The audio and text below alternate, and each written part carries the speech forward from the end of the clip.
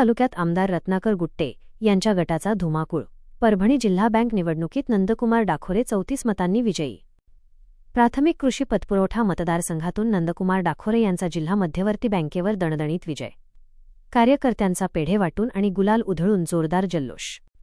पूर्णा संपूर्ण परभणी जिल्ह्याचे लक्ष लागून राहिलेल्या परभणी जिल्हा मध्यवर्ती सहकारी बँक लिमिटेड परभणी या बँकेच्या संचालक मंडळाच्या 8 जागांसाठी पार पडलेल्या निवडणुकीची मतमोजणी प्रक्रिया नुकतीच पूर्ण झाली आहे।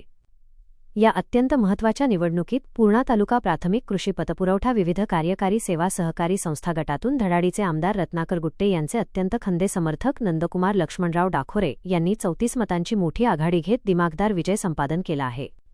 सहकार क्षेत्रातील या अटीतटीच्या सामन्यात आमदार रत्नाकर गुट्टे यांच्या प्रभावी नियोजनामुळे आणि नंदकुमार डाखोरे यांच्या सर्वसमावेशक जनसंपर्कामुळे मतदारांनी त्यांच्या पारड्यात विजयाचे माप टाकले।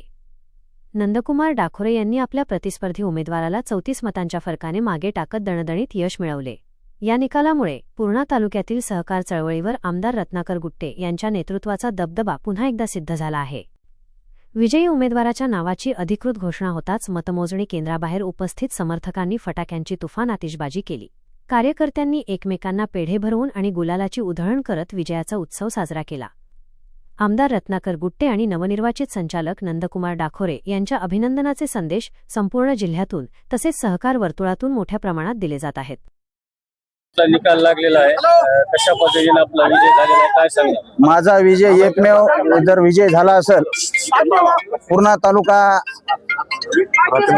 प्राथमिक कृषी पतसंस्था हा माझा विजय आहे। ते माझे मतदार आणि माझा नेता गुट्टे साहेब यांच्यामुळे माझा विजय झाला आहे। आम्हाला वरपुडकर साहेबांनी साथ दिलेली आहे, त्यामुळे मतदाराचे मी सर्व आभार मानतो।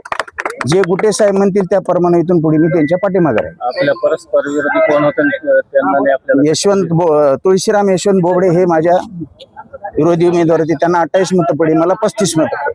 शेतकऱ्यांसाठी कशा पद्धतीने काम करतात? शेतकऱ्यांसाठी जास्तीत जास्त शेतकऱ्याला कर्ज देणार।